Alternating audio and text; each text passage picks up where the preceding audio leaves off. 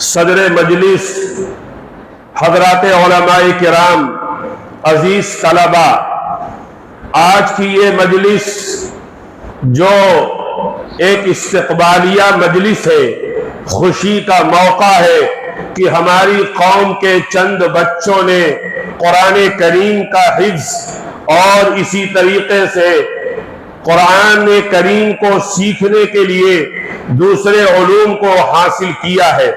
یہ خوشی کا موقع ہے، اور کیوں نہ ہو خوشی کا موقع، اس لیے کہ رسول اللہ تبارک و تعالی نے قرآن کریم کے اندر اپنے پیغمبر حضرت محمد مصطفیٰ صلی اللہ علیہ وسلم سے کہا کہ اے پیغمبر آپ کہیے کہ اللہ کا فضل اور اللہ کی رحمت ہی ایسی چیز ہے کہ اس پر لوگوں کو خوشی منانا چاہیے،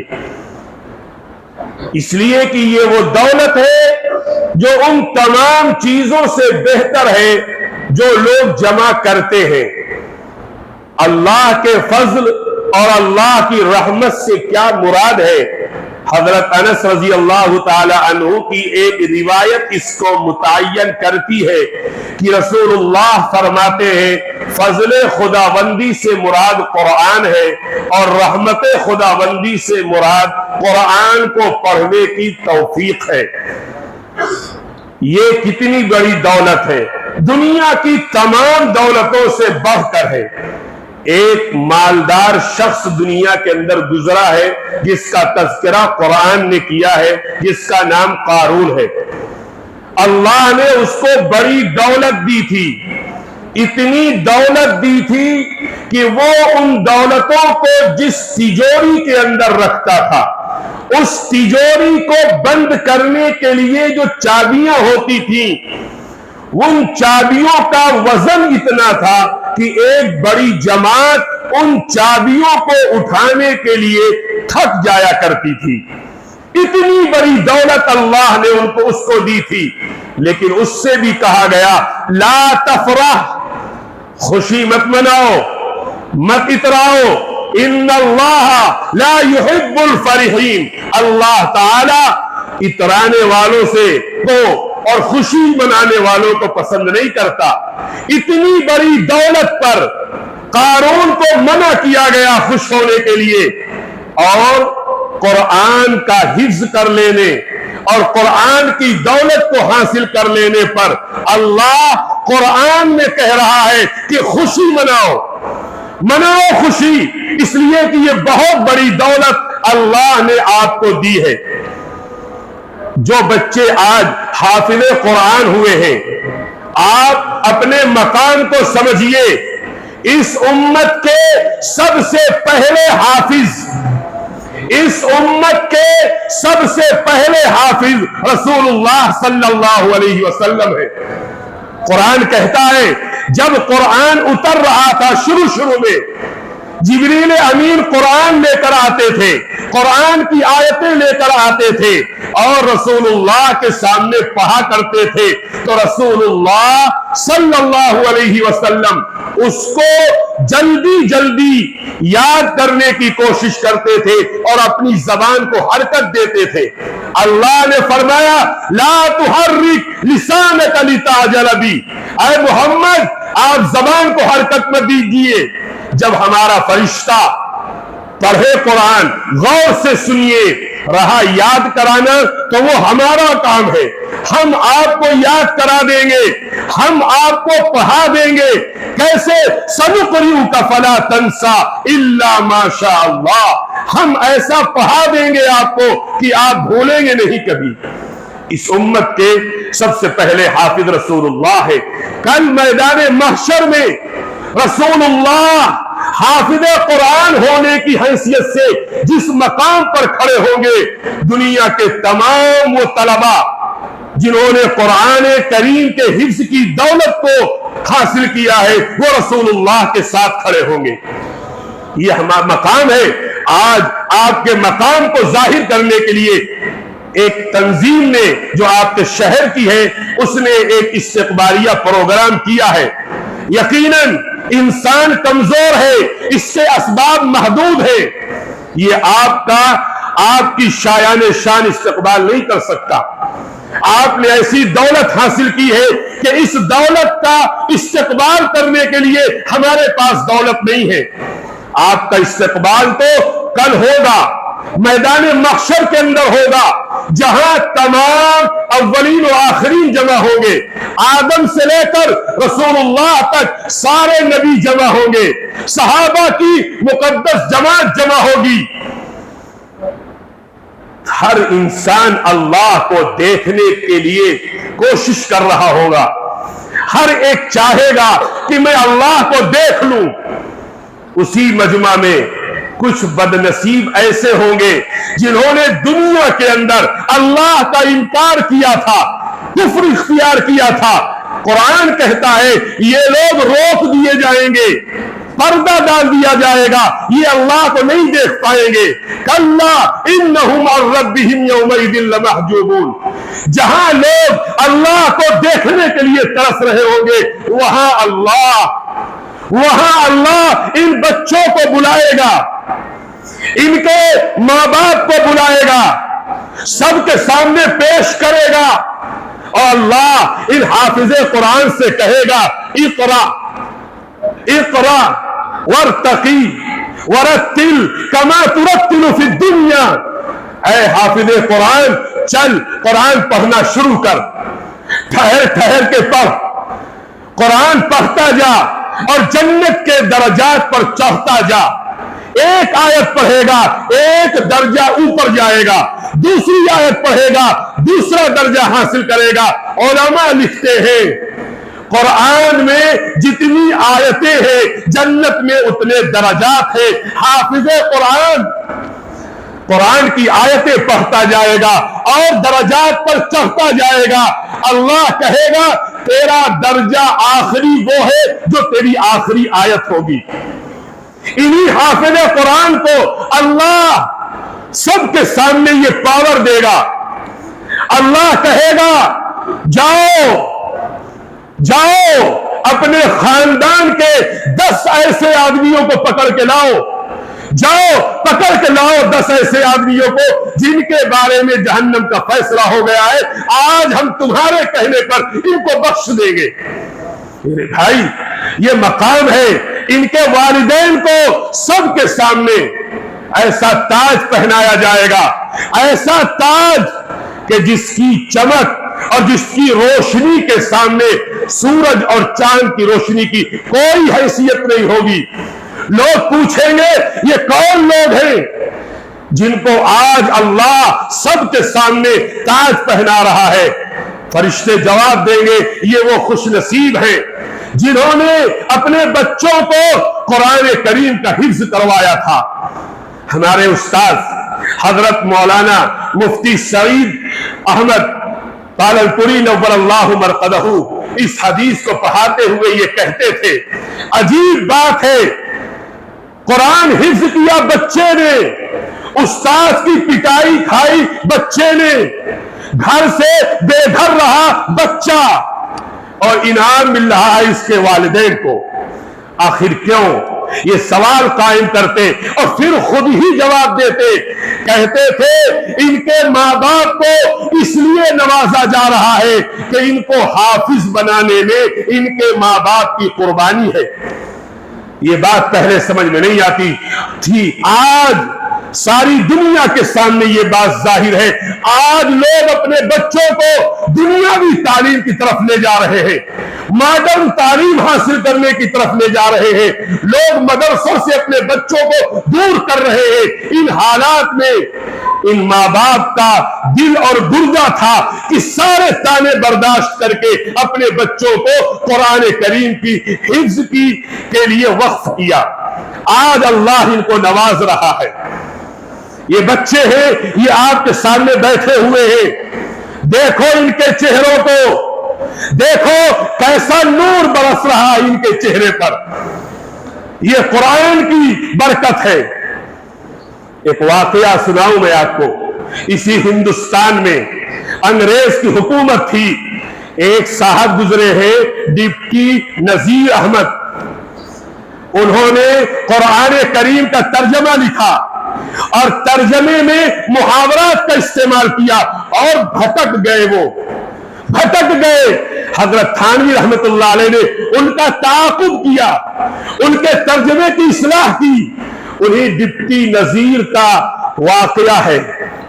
ایک دن ڈپٹی نذیر کو اللہ جانے کیا سوجھی، انہوں نے کہہ دیا کہ مدرسے کے بچوں کے چہرے پر نحوست ٹپکتی ہے۔ ڈپٹی نذیر کہہ رہے ہیں مدرسے کے طلباء کے چہرے پر نحوست ٹپکتی ہے۔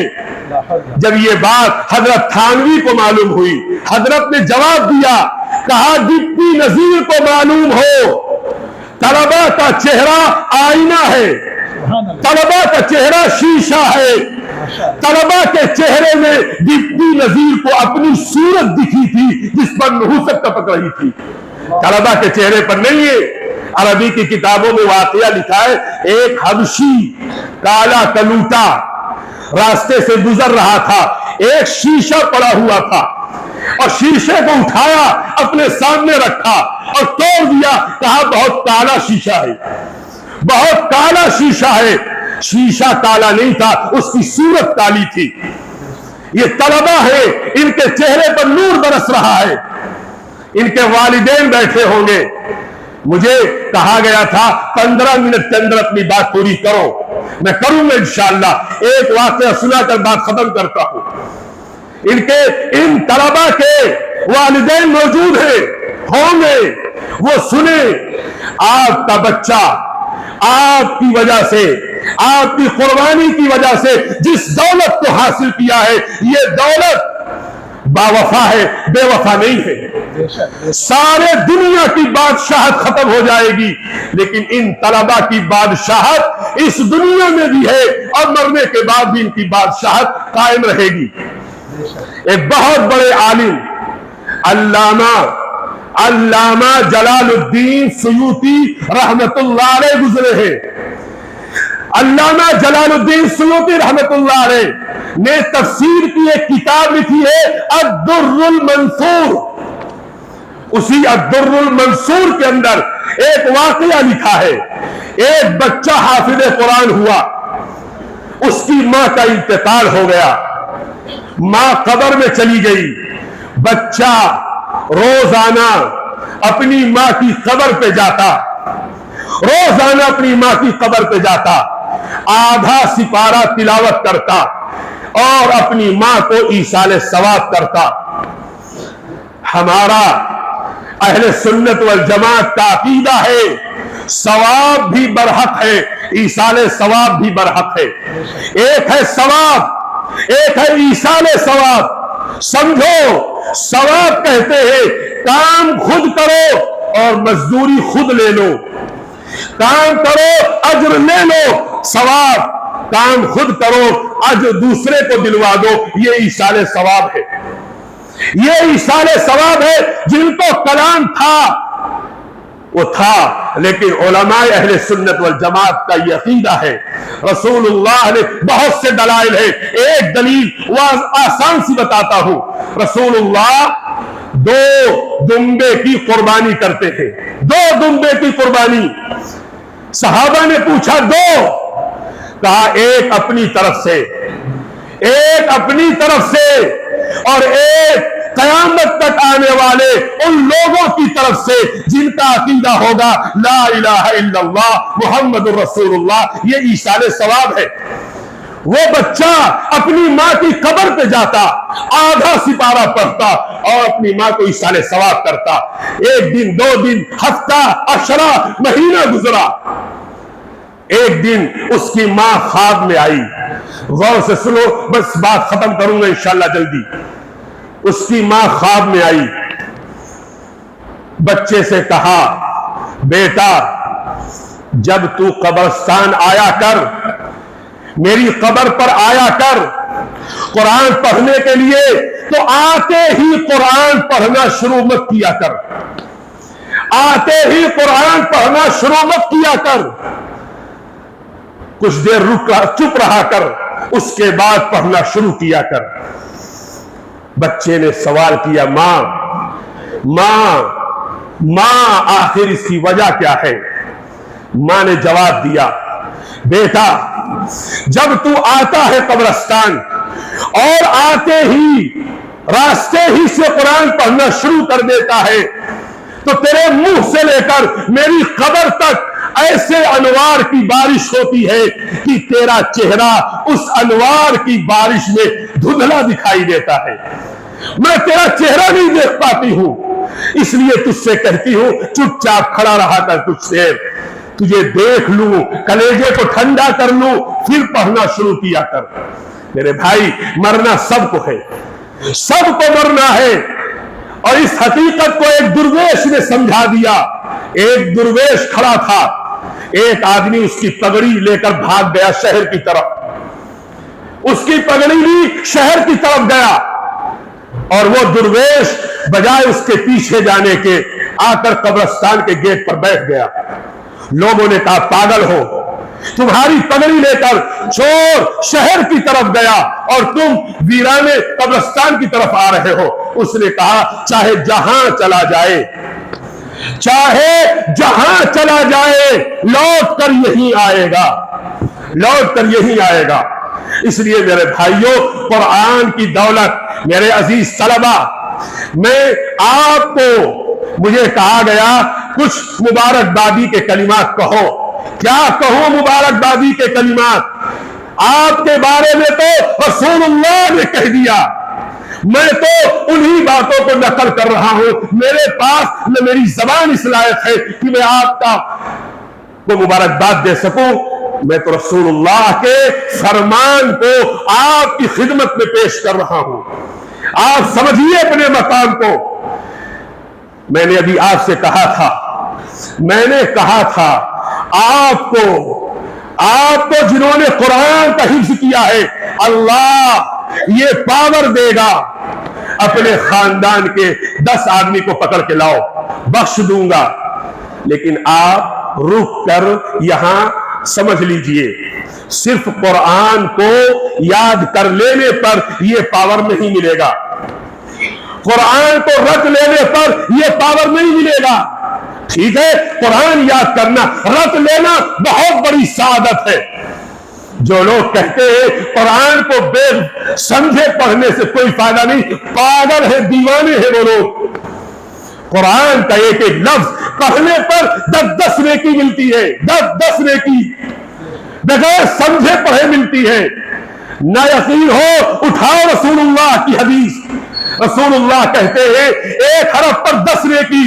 الف لام میم کو میں نہیں کہتا کہ 1 حرف ہے، دنیا کا کوئی عالم الف لام میم کا مطلب نہیں جانتا، حروف مقطعات میں سے ہے، اس کے معنی اللہ جانتا ہے۔ الف لام میم کے پڑھنے پر 30 نیکی ملتی ہے۔